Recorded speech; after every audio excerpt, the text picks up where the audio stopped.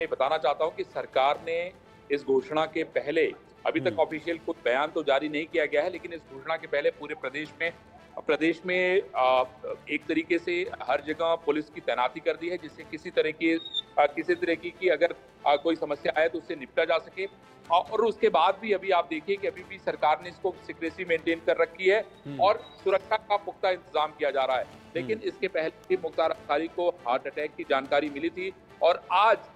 कहा जा रहा है, जो प्रारंभिक जानकारी मिली है एसएन सावत जो कि डीजी जेल द्वारा जो प्रारंभिक जानकारी मिली है, उसके अनुसार ये कहा जा रहा है कि मुख्तार अंसारी जो है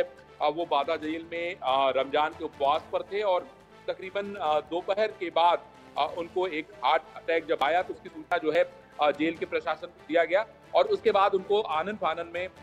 जो है डॉक्टर को वहां बुला के पहले इलाज कराने की कोशिश की गई और उसके बाद वहां पर उनको मेडिकल कॉलेज में भर्ती कराया गया है और अब ये लगभग पुष्टि हो चुकी है कि मुख्तार अंसारी की मौत हो चुकी है। जिस तरीके से पूरे प्रदेश में पुलिस की गश्त बढ़ा दी गई है, वो इस बात को कंफर्म कर रहा है कि सरकार किसी तरह का कोई सुरक्षा के मामले में कोताही नहीं बरत रही है। 65 मुकदमे दर्ज थे मुख्तार अंसारी पे। गाजीपुर के रहने वाले मुख्तार अंसारी राजनीति में बेहद सक्रिय थे, कई दलों में वो रह चुके थे, समाज पार्टी हो, समाजवादी पार्टी हो, सब थे, वो चुनाव लड़ चुके थे। उनका परिवार जो है वो पॉलिटिकल था और आप समझ सकते हैं कि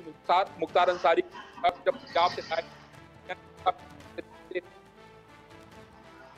इस तरीके से मुख्तार अंसारी के लिए सुरक्षा व्यवस्था की गई थी और आपने ये भी देखा था कि मुख्तार अंसारी का क्या रसूख था। जब तक समाजवादी पार्टी की सरकार थी तब तक मुख्तार अंसारी को हाथ लगाने की किसी ने हिम्मत नहीं की, लेकिन योगी सरकार के आने के बाद एक मुकदमों में पैरवी हुई और उसके बाद तक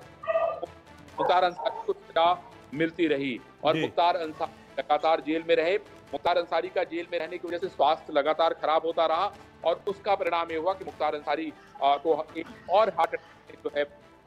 जो है छीन लिया। और मुख्तार अंसारी के बारे में ये बताना चाहता हूँ कि मुख्तार अंसारी के ऊपर